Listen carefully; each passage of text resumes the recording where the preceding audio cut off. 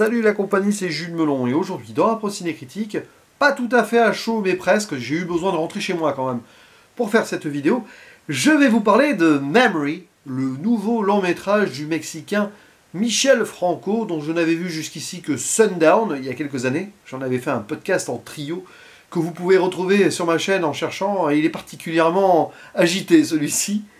Et là donc tout seul, j'ai profité de ce nouveau brûlot dans lequel nous retrouvons au casting dans les rôles principaux Jessica Chastain, qu'on ne présente plus évidemment, Interstellar entre autres, et Peter Sarsgaard, qu'on voit moins, mais quand même, pas mal. Pour le duo principal, citons aussi la présence de Merritt Wever, qui joue la sœur du personnage féminin, donc héroïne on va dire, ici de l'intrigue.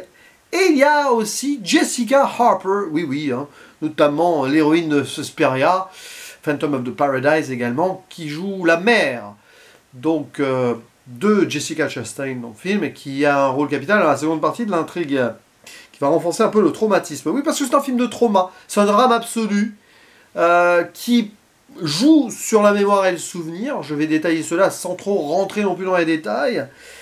On va suivre d'un côté Sylvia, qui est une travailleuse dans le social. Elle s'occupe des gens. Et elle-même, pourtant, va pas super bien.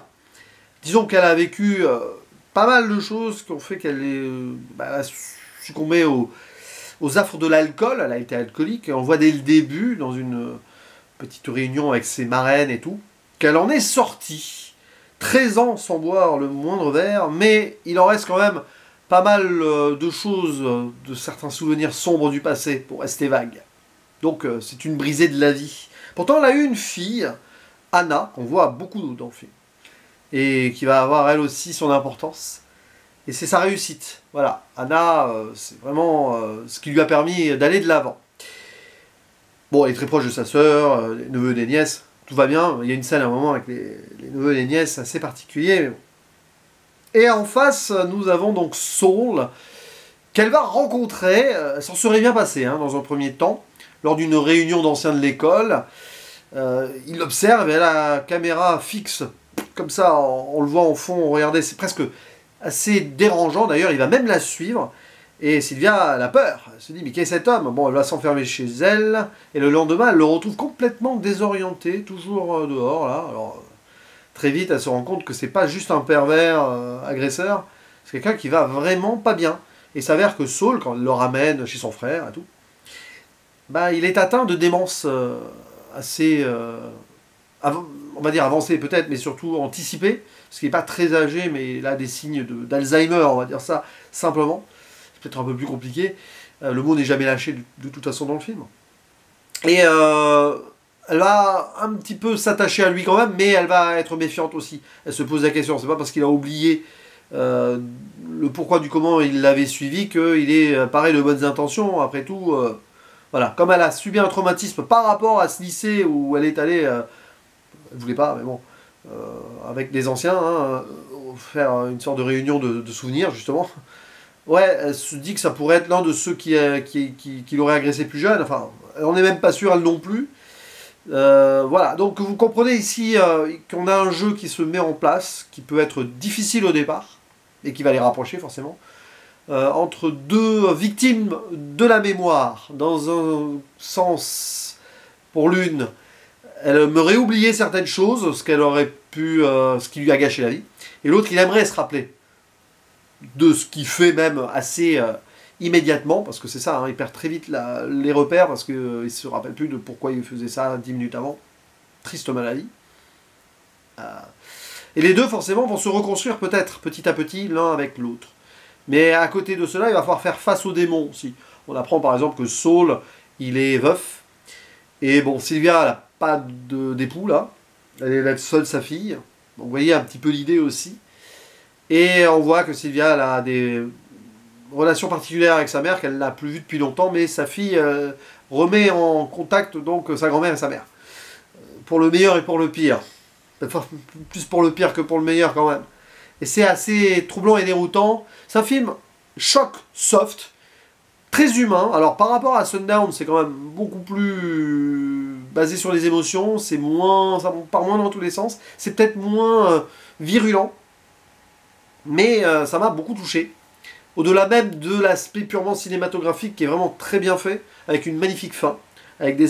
J'en dirai rien sur la fin, mais il n'y a pas de spoil de toute façon, mais je ne vais quand même pas en dire grand-chose, je vous laisserai en profiter. C'est la meilleure fin possible en fait. Le dernier plan, limite, voilà, j'étais là, j'avais un sourire, mais un sourire mélancolique. Il y a des scènes, voilà, dans la baignoire, à un moment où il y a du rapprochement entre les deux. Ce n'est pas un spoiler de le lire, parce que bon, ça se sent que c'est écrit ainsi.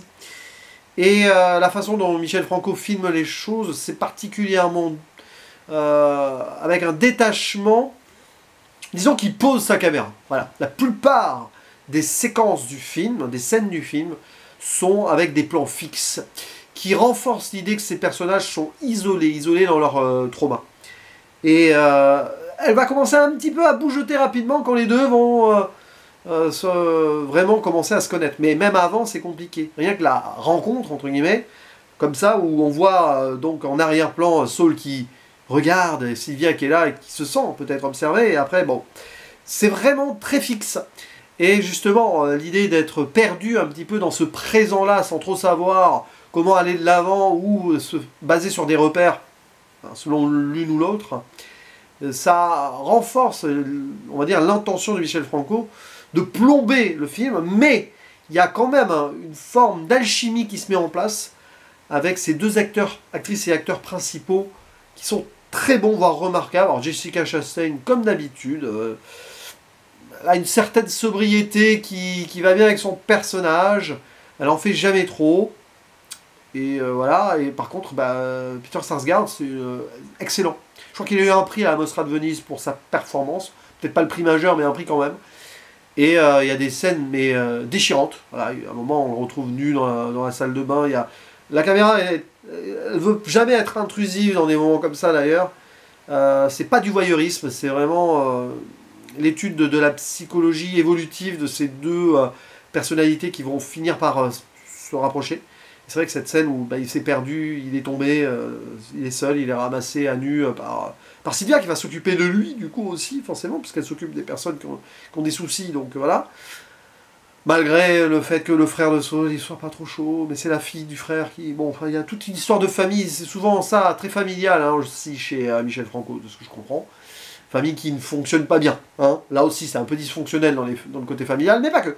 Pas que, il y a aussi du fonctionnel, il y a des choses qui essayent de raccrocher les morceaux, notamment la fille de Sylvia. Mais bon, bref, cette scène en particulier et l'autre, les scènes, la plupart, dans la deuxième partie entre Sylvia et Saul, sont formidables. Et la caméra commence à bouger.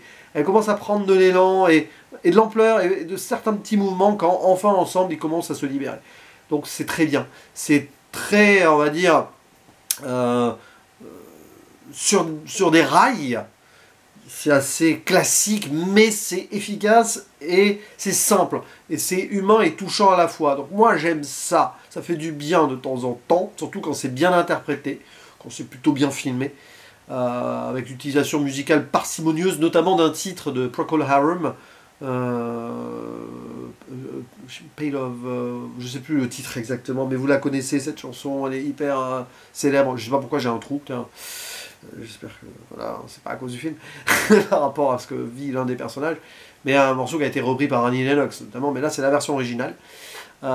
C'est très bien, c'est très beau, ça fonctionne comme une sorte de leitmotiv aussi. Ouais, donc il n'y a pas grand chose de plus à dire sur ce genre de film qui est en soi une belle surprise, oui. J'ai passé un bon moment, enfin j'ai mon petit cœur a bien ressenti le film, on va dire ça comme ça. Bon, ça ne m'a pas non plus bouleversé ultimement, à l'image d'un The Father, tiens, bon, dans un autre style, mais qui parlait aussi de la démence. Mais c'est quelque chose qui va me rester un petit peu dans la tête, et que je vous conseille d'aller voir en salle, là. Voilà, il n'y a pas grand chose d'hyper intéressant, ou de bien distribué parmi les trucs très intéressants sur cette semaine, bon, sauf si vous êtes sur Paris même, tout là, oui, vous avez peut-être l'embarras du choix. Mais là, ouais, Memory...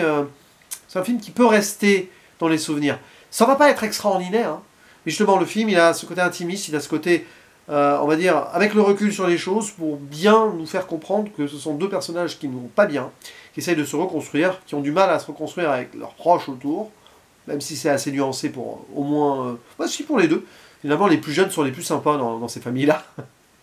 Mais qu'ensemble, ils vont peut-être pouvoir repartir du bon pied. Mais c'est difficile, parce que, vu la maladie qui est incurable hein, de Saul, C'est dur, mais quand même, voilà, profitez de certains instants présents quand c'est possible. À vous la parole, n'hésitez pas à dire en commentaire ce que vous en avez pensé de ce petit film, vraiment, qui, voilà, j'ai pas envie de la finir cette vidéo, comme j'avais pas envie de quitter le film, c'est amusant. Allez, je vous dis à la prochaine, ciao.